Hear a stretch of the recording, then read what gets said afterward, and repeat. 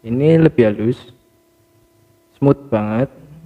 Kemudian Pasang baby Halotek 80 ribuan. selamat datang teman-teman.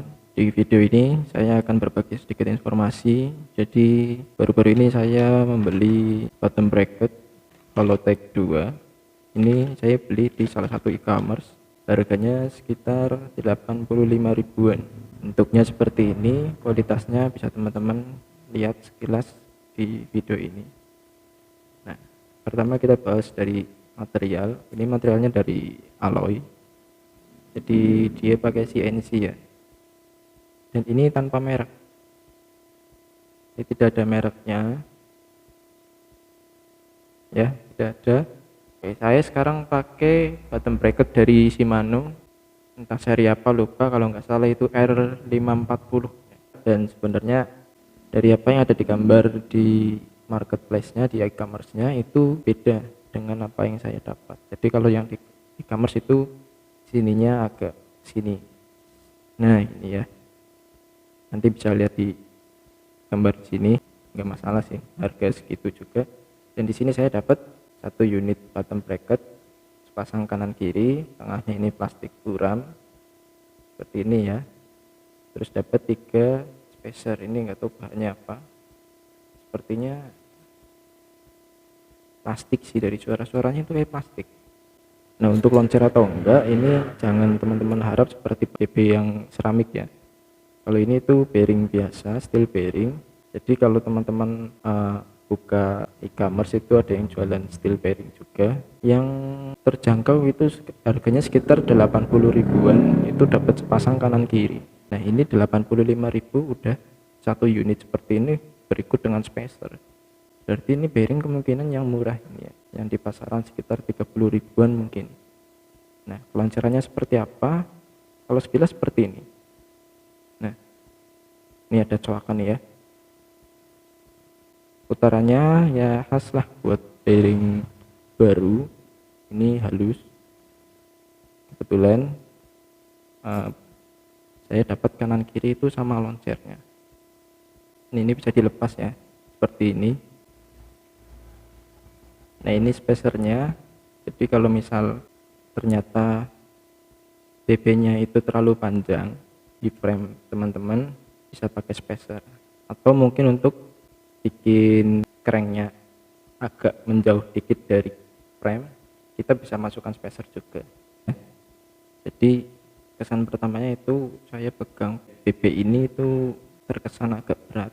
Kalau orang Jawa bilang itu antep. Jadi memang kalau sekilas saya lihat materialnya kayak lebih tebal ini, terus kanan kirinya ini dari sini ke sini juga agak lebih lebar ya. Mungkin itu faktor yang bikin agak berat, belum lagi dari steel bearingnya. Tapi untuk plastiknya ini kelihatan kokoh, namun ya ada coakan gitu. Beda kayak yang punya Shimano. Kalau Shimano itu plastiknya cenderung kelihatan lebih elastis daripada yang ini. Cuman ini saya dapat ada coakan seperti ini, gak masalah lah. 85.000. Oke. Jadi nanti kita coba bandingkan dengan Shimano R540 punya saya yang sudah terpasang. Saya mau menunjukkan dulu bagaimana putaran di si BB Shimano yang sudah seret tadi, supaya bisa kita bandingkan nanti. Oke.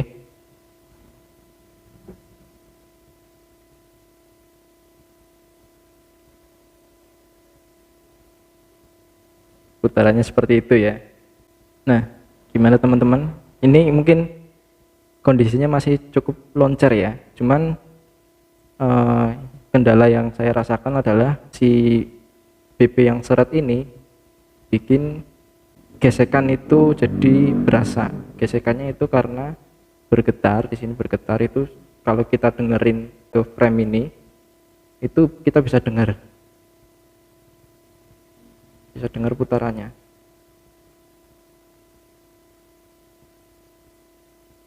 Seperti itu. Nah, kebetulan ini kemarin belum lama, kemarin itu saya grease ulang sebelum BB yang ini datang. Nah, berikutnya kita coba lepas bottom bracket yang sudah terpasang. Bottom bracket Shimano kurang lebih sudah 3 tahunan ya, dari 2018 Agustus pertengahan berarti sampai sekarang 2022 Januari, sekitar 3 tahun lebih. Dan ini sudah mulai terindikasi seret itu dari 2020, sudah terindikasi seret sebelah. Jadi yang sebelahnya masih aman, yang sisi kiri aman, yang kanan udah seret. Alur untuk melepas bottom bracket ini adalah kendorkan baut yang ada di crank ini, kemudian baut porosnya yang di sini. Jadi jangan kebalik, jangan ini dulu baru ini, tapi baut ini dulu, karena yang ini itu terjepit oleh lengan arm ini. Oke, jadi ini kendorkan dulu, tidak usah sampai lepas, nggak apa-apa.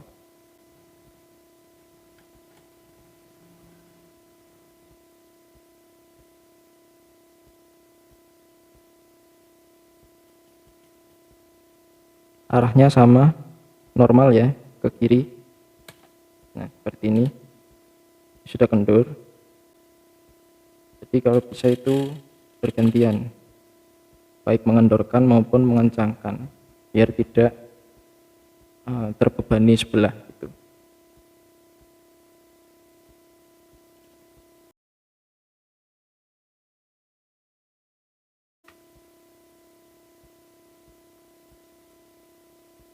Kemudian baru baut porosnya ini.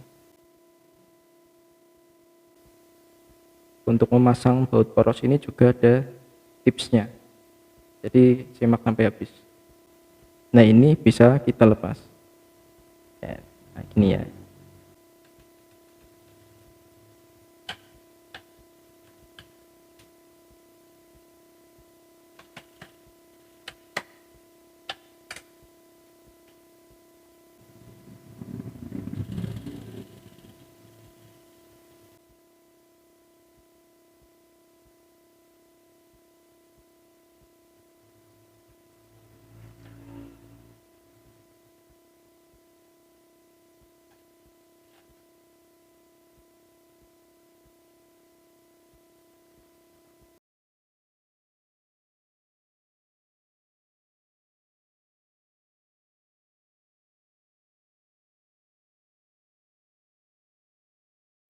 Nah, ini dia bottom bracketnya, kita lepas. Caranya untuk mengencangkan itu kita putar berlawanan arah jarum jam.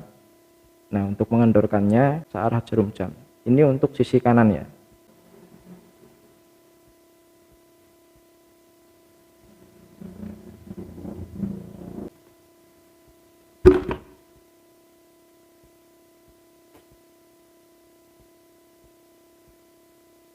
Nah, ini sudah kendor, bisa kita putar. Kita coba kendorkan yang satunya dulu, tekan ke bawah.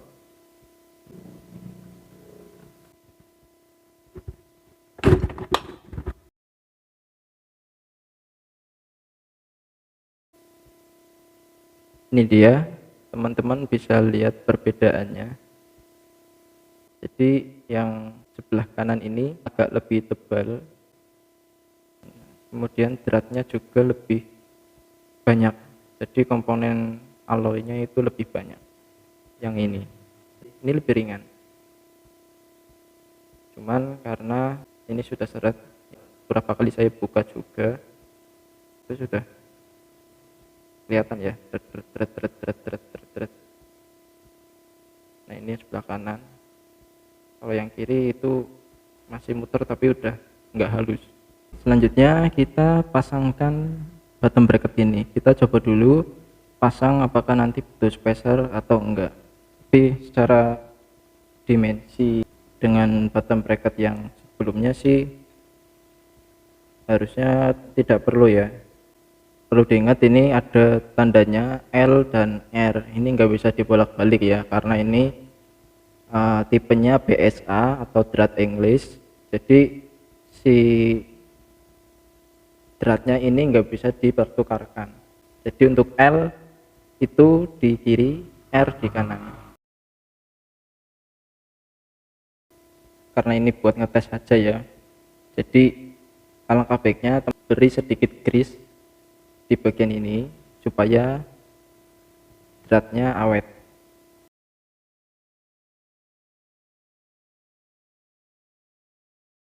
Mengencangkannya ini udah ada arahnya ya, tighten artinya mengencangkan ini. Kita tes saja dulu ya, nanti kalau misal sudah mau dipakai ini dikencangkan pakai kunci ini, tidak perlu terlalu kencang, cukup buat mengokohkan saja.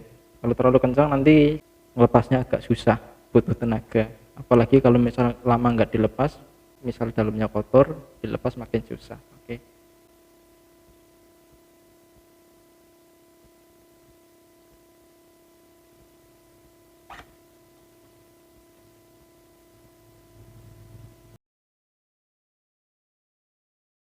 Sebelum mengencangkan cranknya, kita pasang baut porosnya dulu. Ini fungsinya untuk menekan crank kiri supaya lebih erat dengan bottom bracket, seperti itu ya, buat menekan. Kalau misalnya ini nggak dipasang, jadi kalau misalnya yang sebelah sana geser, itu nanti cranknya oblak, rantainya jadi tidak bisa duduk di crank. Seperti ini fungsinya sama seperti baut yang ada di jangkar stem ya. Nah ini ada tipsnya. Jadi untuk mengencangkan ini itu jangan terlalu kencang. Kalau terlalu kencang, artinya si crank ini terlalu menjepit bearing BB. Dampaknya jadi lebih seret putarannya. Mungkin bisa kita coba ya. Nah ini kencang banget nih. Jadi putarannya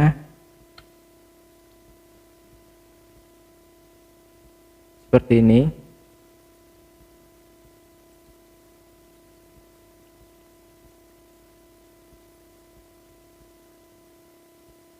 Tapi kalau kita kendorkan sedikit, nah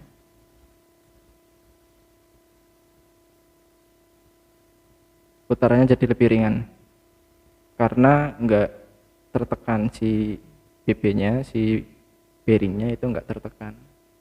Nah kalau sudah seperti ini baru kita kencangkan dengan kunci L. Nah ini ya, buat mengencangkan bautnya. Ini juga ada caranya.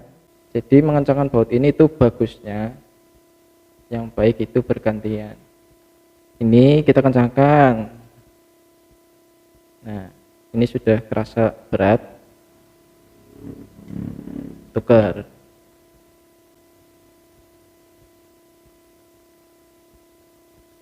Ini berat ya, tukar lagi ke sini, kita kencangkan lagi, berat lagi, tukar lagi yang sini.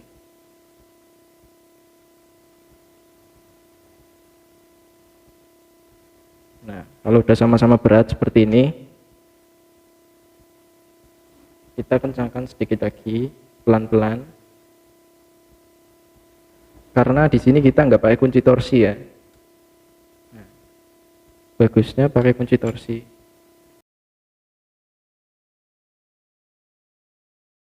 Putarannya itu ini lebih ringan.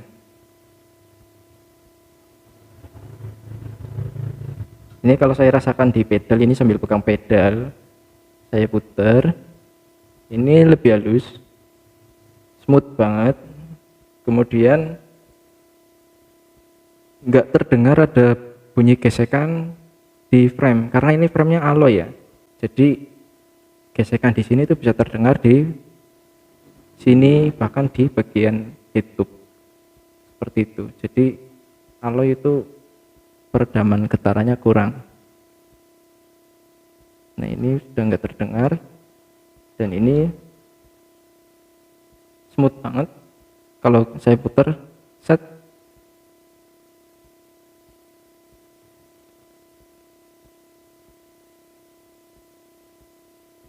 teman-teman bisa nilai sendiri, bisa bandingkan. Ini saya pakai bottom bracket seharga 85.000. Hasilnya seperti ini. Dan sedikit tips dari saya, untuk sepeda low budget, pertimbangkan untuk investasi di bagian-bagian bearing. Jadi kalau ininya seret, nanti putaran teman-teman lebih cepat gampang capek, karena nanti getaran tersalur ke otot kaki teman-teman, nanti gampang capek. Ibarat kasarnya itu seperti kita berkendara di medan gravel atau aspal keriting. Tapi kalau kita berkendara di medan halus, aspal yang halus, minim getaran, itu kita nggak gampang capek, seperti itu ya.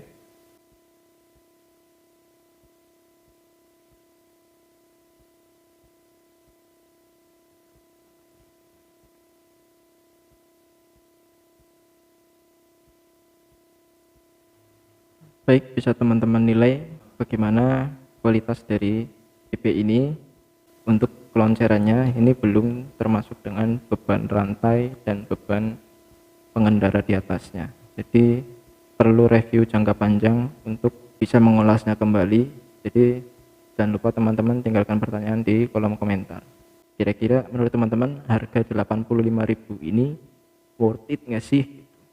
Secara harga PP steel bearing yang terjangkau di pasaran itu di angka 125 sampai 250 ribuan sampai 300 ribuan lah, di angka segitu. Nah ini sangat murah, yaitu 85.000, nggak nyampe 100.000, atau kita bisa katakan itu di bawah 100.000.